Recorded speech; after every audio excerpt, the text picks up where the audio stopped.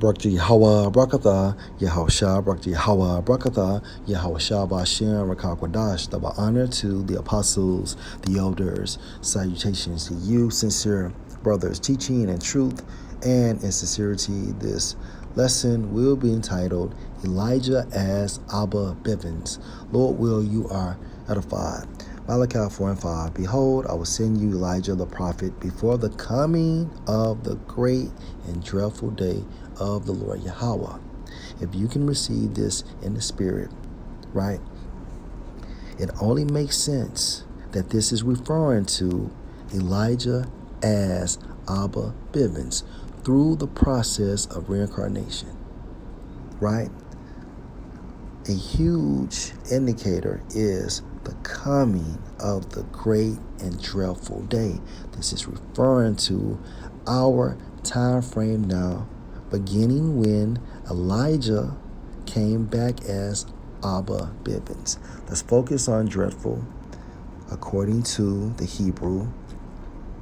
Strong's H3372 pronounced as Yah-Ra-Ah, which means what?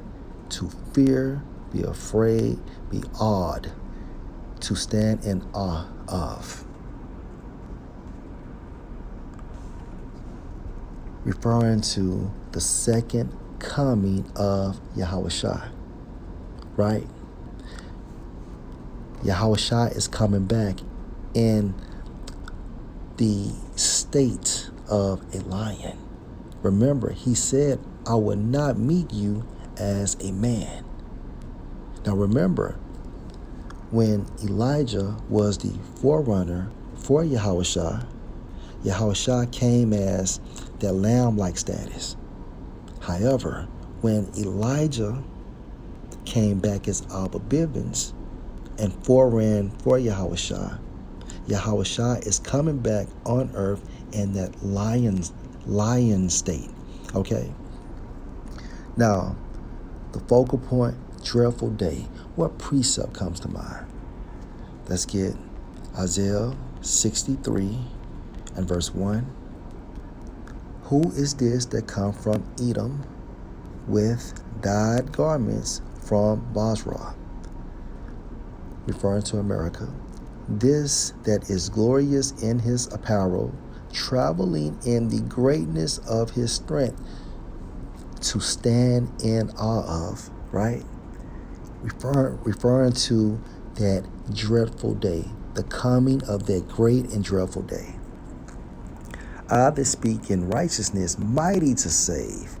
Verse 2, wherefore are you red in your apparel, and your garments like him that tread in the wine vat? Verse 3, I have trodden the winepress along the people, judgment, and of the people there was none with me, for I will tread them in my anger and trample them in my fury, and their blood shall be sprinkled on my garments, and I will stain all my raiment, for the day of vengeance is in my heart, the coming of the great and dreadful day of the Lord Yahweh Bashem Yahushua, and the year of my redeem is come.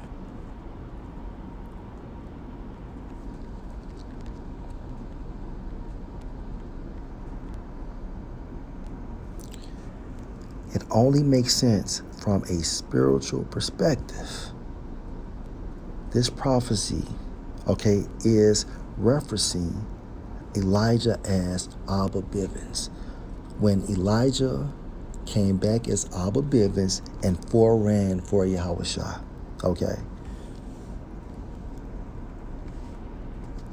Amos, chapter 5, and verse 18. Woe unto you that desire the day of the Lord Yahweh. To what end is it for you?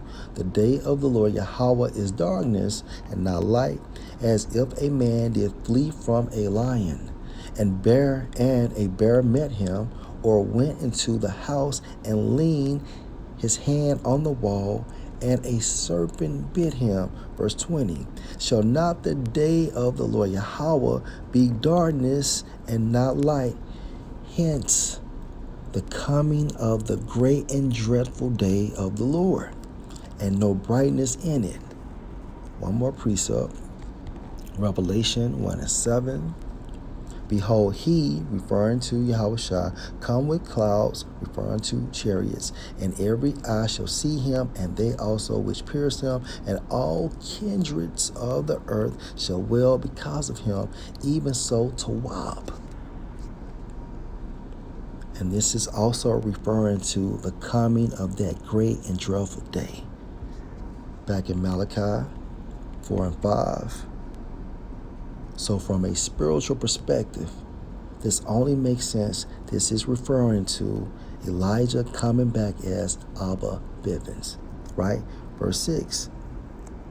And he shall turn the heart, the mind of the fathers to the sons, and the heart or mind of the sons to their fathers, lest I come and smite the earth with a curse. And this curse is referring to the second coming of Yahushua, right?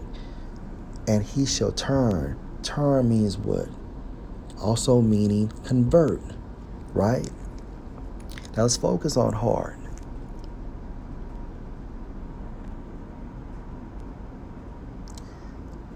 In the Hebrew, Strong's H 3820 pronounced as lab, which means what? Your mind. And it also means knowledge. Knowledge. Knowledge of who? Of Yahushua.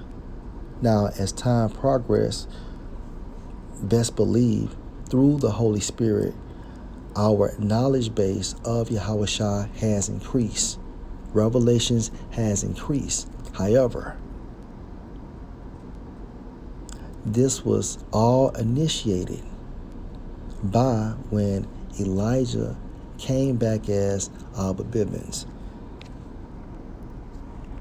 And also,